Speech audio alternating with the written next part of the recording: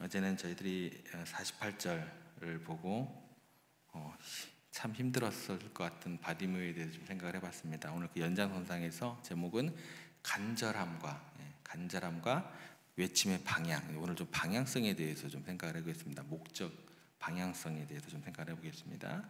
우리의 신앙은 간절한 그런 외침에서 시작한다라고 어제 은혜를 나눴습니다. 그러나 이 간절함만이 우리 신앙의 모든 것으로 충분할까라고 질문을 던지게 되면 아닙니다. 간절한데 방향이 잘못되면 큰일 나요. 사울이 갑자기 제사를 드린다고 하다가 귀신을 부르죠. 큰일 납니다. 이 땅의 기독교들도 마찬가지예요. 귀신 숭배하면 안 돼요. 큰일 납니다. 어찌됐건 우리의 외침은요, 방향성을 가져야 된다는 거예요. 무언가를 간절히 원해도 그 방향이 잘못되면 하나님 뜻하고 반대로 가보면 큰일 나는 거잖아요. 그죠? 우리가 결국 잘못된 길로 가는 엄청난 그런 나쁜 영향을 우리들에게 미치게 된다는 것입니다. 오늘 본문에서 바디메오가요, 그 외침을 통해서 이 간절함과 그 목표가 정확하게 예수님을 향해 있다는 거예요. 방향성이 흔들리지 않았다는 거예요. 그래서 방해를 받았지만 멈추지 않았었고, 결국 예수님을 바라봤기 때문에 결국은 예수님께서 발걸음을 멈추고 그를 향한 치유를 허락하셨고, 또 그 믿음에 대해서 굉장히 높이 평가하는, 어제 말씀드렸던 10장에 나오는 모든 인물 가운데 가장 예수님께 나가기 힘들었지만, 장애를 가지고 있었지만 네 믿음이 너를 구원하였다, 엄청난 칭찬을 듣게 된다는 것이죠. 바디메오의 외침이 어떻게 그렇게 방향을 가지고 있었기 때문에 예수님께 닿을 수 있는지 이 시간 함께 생각해 보겠습니다. 우리 삶에도 많은 방해가 있죠. 제가 청년들하고 사역을 오래 했잖아요. 그러면 이제 청년들하고 상담을 많이 하게 됩니다. 그러면 이제 청년들 가운데 여러 가지 별의별 이제 이야기가 많아요. 청년들 사건 사고가 많습니다. 그런데 이제 상담을 하다 보면 결혼 문제도 그들 가운데 하나의 어려움으로 다가와요. 그래서 상담을 하게 됩니다. 이제 예를 들면 그거예요. 둘이 결혼을 하려고 하는데 의외로요, 부모님들이 반대를 하는 경우가 많아요. 제가 보기에는 둘 다 괜찮은데 이게 그런 것 같아요. 내 딸이 너무 귀한데 내 아들이 너무 귀한데, 이거예요, 이거. 그래서 이제 저 만나는 친구랑 내 사이로, 내 며느리로 부족하다는 거죠. 얘기인 건 그거예요. 그렇게는 얘기는 안 하세요. 얘기를 하는데 얘기인 건 그래요. 맞이하기 힘들겠다라는 거예요. 그런 내용이 거의 대부분의 주를 이룹니다. 근데 제가 보기에는 어떠실 것 같으세요? 정말 둘 다 부족함이 없는데, 제가 보기에는 그랬어요. 부족함이 없는 것 같은데 이런 케이스가 많습니다. 그런 경우에 이제 애들이 저에게 와서 하는 말이 뭐냐면, 목사님 어떻게 하면 좋을까요? 이제 상담을 하죠. 그래서 이제 어떤 애들은 저희 둘이 그냥 도망가 버릴까요? 이 얘기는 뭐냐면 사고 칠까요? 이런 얘기도 있어요. 이렇게까지 이야기하는 친구들도 있어요. 도망가 버릴까요? 이렇게. 그러면 별소리를 다 하죠. 그럼 제가 뭐라고 할까요? 만약에 이제 교구 담당할 때 이제 집사님, 권사님들이 와서 이렇게 속상하며 막 이런 얘기 저런 얘기를 하잖아요. 아, 그러세요? 이렇게 하죠. 청년들한테 그렇게 안 해요. 그냥 바로 이 녀석이, 이제 좋게 얘기할 때는 이 녀석이죠. 그렇게 이제 먼저 혼을 내고 난 다음에 제가 뭐라고 그러냐면, 얘들아, 이걸 극복하지 못할 정도로 그렇게 마음이 흔들리면 되겠냐? 부모님의 허락을 기다리지 못할 정도로 그렇게 인내하지 못하면 되겠냐? 너희들이 정말로 간절하냐? 그렇죠? 간절하냐? 정말로 너희들이 간절하게 서로 사랑하느냐? 그리고 부모님께 효도할 수 있는가를 테스트할 수 있는 중요한 시간으로 그 목적을 가지고, 방향성을 가지고, 결혼이라는 목적과 방향성이 흔들리지 않게 이 문제를 가지고 기도를 해라. 그렇게 기도하면서 끝까지 부모님께 효성을 다하면서 너희 둘의 마음마저도, 간절한 마음마저도 변치 않는지 시험을 해봐라.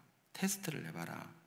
이거 만약에 하나님께서 너희 둘의 진실된 사랑을 확인할 수 있도록 허락하신 좋은 기회가 될 수 있지 않겠느냐. 그 기회를 하나님께 주시면 어떨 거냐, 어떻게 할 거냐, 그렇게 권면을 자주 합니다. 바디메오 상황도 어쩌면 비슷합니다. 방해를 받았어요. 간절함을 통해서 예수님을 향해서 부르짖는 그 방향성이 없었다고 한다면 산으로 갔을 거예요, 배가. 우리의 신앙도요, 간절함만이 중요하지 않습니다. 정확한 방향성이 있어야 돼요. 예. 어느 작은 마을에 한 청년이 있었습니다.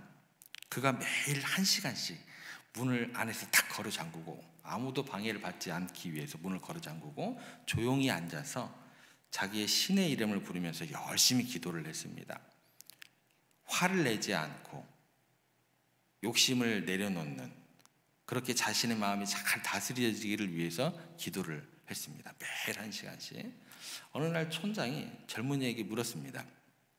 도대체 자네는 무엇을 위해서 그렇게 열심히 기도를 하는가? 청년이 담담하게 대답을 합니다. 화를 잘 내고 욕심이 많은 제 마음을 다스리기 위해서입니다. 하지만 이제 그의 기도에도 불구하고 여전히 화를 잘 냈고 물건에 대한 어떤 욕심은 잘 내려놓지를 못하는 그런 모습이었습니다. 촌장이 무언가 골똘히 생각을 하더니 집으로 돌아갔어요. 그래서 그 다음날 흥미로운 실험을 한번 해봐야겠다라고 생각을 하게 됩니다. 다음날 이 촌장이 청년의 집에 앞에 딱 가가지고 큰 소리로 청년의 이름을 부르기 시작합니다. 그때 청년이 뭐 하고 있었을까요? 네, 기도하고 있었어요. 청년이 처음에는 모른 척하면서 계속 막 부르니까, 자기 이름을 부르니까 자기의 신의 이름을 부르면서 기도에 집중하면서 기도에 열심히 매달렸습니다. 그런데 촌장이 밖에서 계속 더 크게 부르는 거예요. 갑자기 막 화가 물밀듯이 막 밀려오기 시작해요. 젊은이가 속으로 이렇게 이야기를 합니다. 참아야지. 네, 촌장은 곧 돌아갈 거야. 꼭 참자. 심호흡을 하고 다시 정신을 집중을 하고 기도를 집중하려고 합니다. 근데 촌장이 문 앞에서 계속 시끄럽게 이름을 계속 부르는 거예요. 청년의 인내심이 이제 한계에 다다르게 됩니다. 결국 화를 참지 못하고 버럭 화를 내면서 뛰쳐나갔습니다. 도대체 무슨 급한 일이 있기에 제 기도의 시간을 방해하는 겁니까? 제가 기도하는 거 아시지 않습니까? 그랬어요. 촌장이 웃으면서 이제 청년에게 이렇게 뼈 있는 이야기를 합니다. 아니, 나는 겨우 10분 동안 자네 이름을 불렀을 뿐인데 이렇게 불같이 화를 내는가? 근데 자네는 10년 동안이나 신을 부르지 않았는가? 그러니 지금 신이 얼마나 자네에게 화가 나 있겠는가? 우리의 신앙과 기도도 마찬가지입니다. 종교인들에게 굉장히 흔한 위험이 있습니다. 너무 익숙해져 있어요.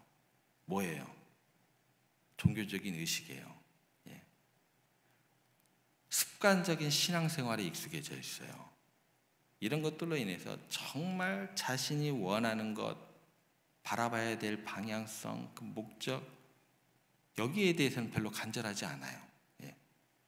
신의 이름을 부르는 것, 그것보다도요, 정말 내 마음속에 내가 원하는 것, 또 나를 향해서 바라보시는 어떤 그런 모습들, 그런 것들을 우리가 점검을 해야 된다는 거예요. 이 청년은 지금 자기가 화를 내지 않는 것이 목적이 되어야 되는데 뭐가 모든 것이 되어 있어요? 자기 신 부르는 것. 예, 이것 자체가 그냥 하나의 목적이 되고, 그러다 보니까 이것이 모든 형식이 자기의 어떤 그 모든 것이 되어버렸어요. 그러니까 정말 자기가 원하는 것은 그냥 잊어버리고 어떻게 돼요? 그 형식 방해한다고 막 모든 것이 무너져 버렸다라는 거예요. 우리 종교인들이, 신앙인들도 마찬가지고, 너무 익숙한 그 의식 때문에, 습관적인 그런 신앙들 때문에 자기가 정말 원하는 것을 추구하지 못하는, 간절히 원하지 못하는 경우가 굉장히 많다라는 거예요. 열심히 신앙생활을 하면서 그렇게 모양은 잘 갖춰진 것 같아요. 근데 진짜 그 사람이 원하는지 뭔지를 모르겠어요, 저는. 그 목사님이 원하는 게 뭔지 모르겠고, 그 장로님이 원하는지 모르겠어요. 내가 진짜 원하고 하나님께서 우리를 통해서 나타나고자 하는 그 모습이 뭔지 고민하셔야 돼요. 생각해 보셔야 돼요. 예. 전혀 별개일 수 있다는 것입니다. 형식 습관 중요하지 않아요. 주님의 몸된 교회에 나와서 우리들이 뭐를 원하는가? 신앙생활 열심히 하고 봉사하고 도대체 그걸 통해서 원하는 게 뭡니까? 라는 것들을 질문하셔야 돼요.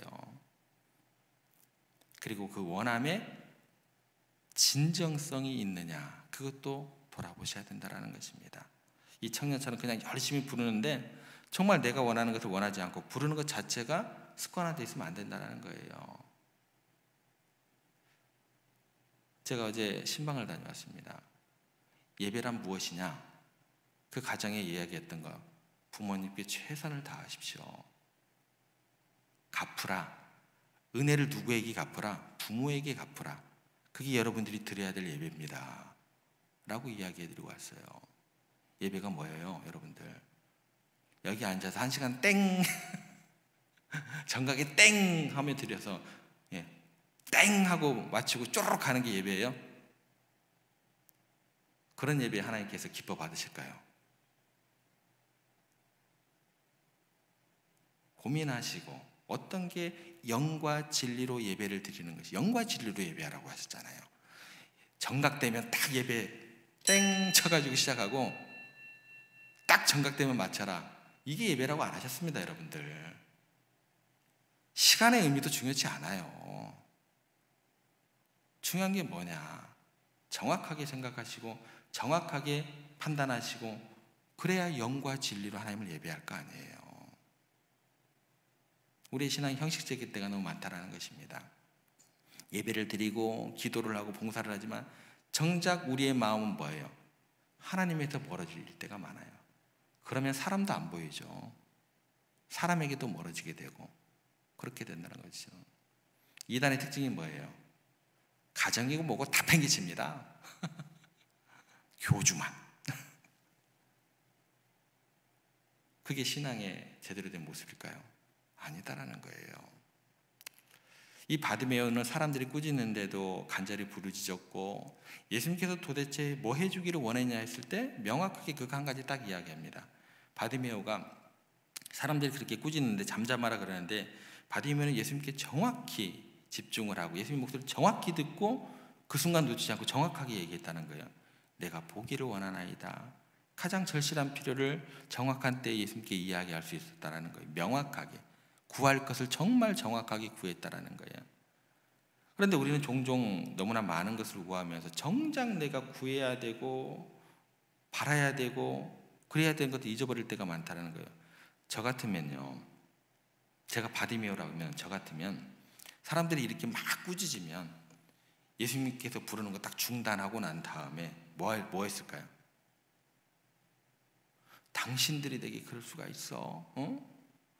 당신들이 나를 도와야지. 나면서 소경된 것도 서러워 죽겠는데 내가 이 기회 놓치면 니들이 책임질 거야?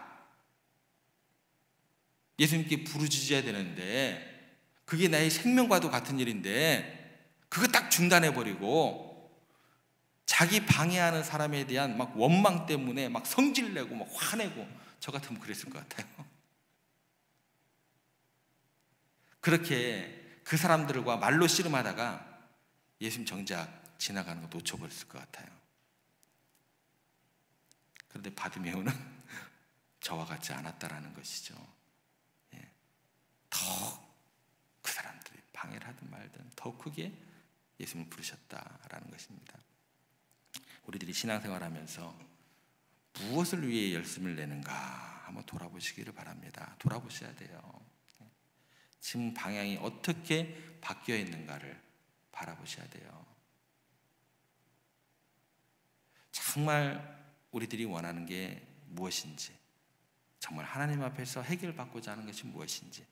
바디메오는 사람들을 위한 그런 열심이 아니라 그런 열심이 아니에요. 보여주기 위한 열심이 아니었어요. 저 목사라는 그런 모습 자체가 제게 중요한 게 아니에요. 제가 말씀드렸죠. 목사 같지 않은 목사로 편안하게 여러분들과 함께 거하고 함께 이야기 나누고 함께 기도하고 그게 목회의 가장 추구하는 방향성이고 모습입니다. 그런다고 제가 목사 타이틀이 벗겨지나요? 그렇지 않아요. 그잖아요. 바이오는 사람들을 위한 그런 열심이 아니라 정말 예수님께 나아가기 위한 정말 혼신의 힘을 가지고 열심을 다했다라는 것입니다. 보기를 원하나이다. 하나님의 은혜를 받기를 원하나이다. 내 심정이 좀 변화되기를 원하나이다.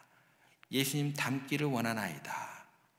내가 주님과 동행하면서 그렇게 하늘 소망을 가지고 천국을 소망하면서 그 길을 따라가기를 원하나이다. 여러분들에게는 여러 가지 소원들이 있을 거 아닙니까? 예수님께 은혜를 간구하면서 주의 점에 나와서 우리가 왜 한눈을 팔아야 되냐는 거예요. 말을 그럴듯하게 하고 한눈을 판다라는 거예요. 그러면 안 된다라는 것입니다. 신앙생활을 하는데 왜 방해가 없겠습니까? 왜 나를 다 좋게만 이야기하겠습니까? 왜 흉보는 사람이 없겠습니까? 별 사람 다 있습니다. 제가 아예 백화점으로 다 경험을 해봤어요. 여러분들도 더 많이 경험했을 거예요. 이런 사람 저런 사람 별의별 사람 다 있습니다. 그런데요, 바디메오는요 다른 곳에 한눈을 팔지 않았습니다. 오직 예수님께만 집중했다라는 게 우리들에게 참 도전이 되는 사람인 것 같습니다. 바디메오의 외침은 그래서 단순한 외침이 아니었고 방해를 넘어서는 간절함과 예수님을 바라보는 그 명확한 방향성을 가진 그런 외침이 되었다라는 것입니다.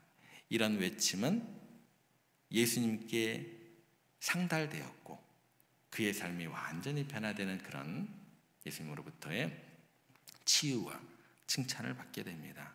오늘도 우리도 바르디메오처럼 간절히 외치면 좋을 것 같습니다. 그런데 그 외침에 대한 그 방향성, 하나님을 향할 때 반드시 주님께서 응답해 주실 것을 믿는 여러분들 되시기를 부탁을 드립니다. 그래서 다윗의 자손 예수여 나를 불쌍히 여기셔서 그 외침이 오늘도 여러분들의 기도 제목이 되시기를 주님의 이름으로 부탁을 드립니다.